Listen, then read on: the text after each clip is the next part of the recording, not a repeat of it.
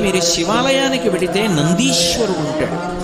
నందీశ్వరుడు యొక్క శృంగములలోంచి శివదర్శనం చెయ్యాలి.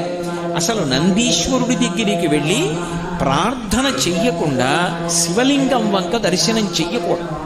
నంది దగ్గరికి వెళ్ళి మొట్టమొదట ప్రార్థన చెయ్యాలి.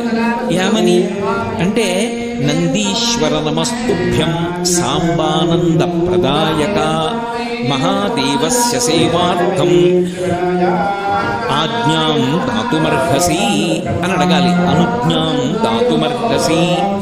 నందీశ్వర నమస్తుభ్యం. నమస్తుభ్యం అంటే రెండు చేతులు కైమూర్చి ఇలా శిరస్సు ఉంచి నమస్కరించాలి. నమస్కరించి, ఓ నందీశ్వర నీకు నమస్కరిస్తున్నాను. ఎవరు నువ్వు? సాంబానంద ప్రదాయక. సా అంబ ఆనంద ప్రదాయక. అమ్మతో కలిసి ఉన్నటువంటి శివుని యొక్క